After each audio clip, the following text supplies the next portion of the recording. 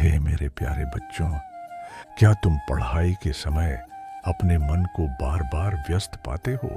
जब तुम्हारा मन बार बार भटकता है, जब विचार अपने आप तेजी से घूमते हैं, क्या तुम सोचते हो कि तुम अकेले इस समस्या से गुजर रहे हो? परंतु मैं कहता हूं, तुम अकेले नहीं हो। हर एक मनुष्य के मन में ऐसी उलझनें आती हैं, ओवर थिंकिंग, शंकाएं और अकेलापन, जो उसके मन को भ्रम से भर देते हैं।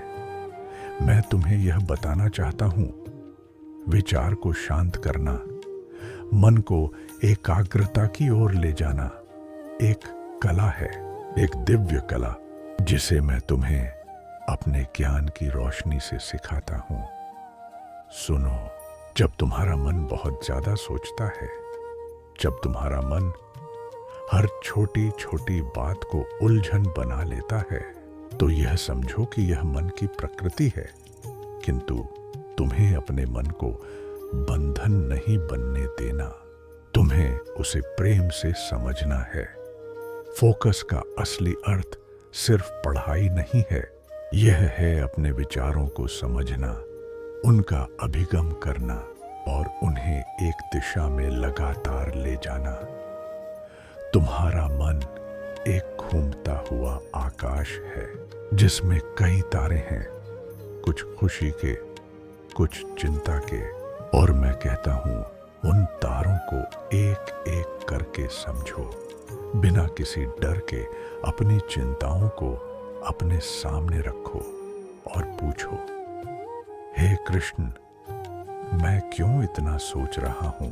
क्या यह सोच मुझे आगे बढ़ने में मदद कर रही है या सिर्फ मुझे रोक रही है? जब तुम ऐसे प्रश्न पूछते हो, तब तुम अपने अस्तित्व को समझने लगते हो। और समझ लो, मन को शांत करना है एक भक्ति का रूप।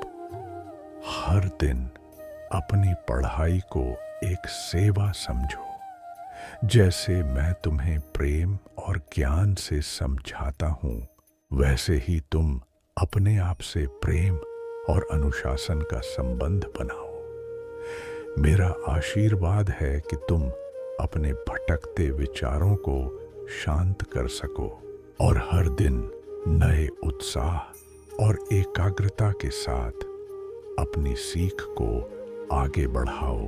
तुम्हारा मन तभी शांत रहेगा जब तुम उसे प्रेम से समझोगे और बिना किसी डर के अपने विचारों का साक्षात्कार करोगे। ध्यान रखो मेरे प्यारे बच्चों, पढ़ाई कोई बोझ नहीं है, यह एक आत्मा की पूजा है, एक भक्ति का मार्ग है, एक दिव्य अनुभव है।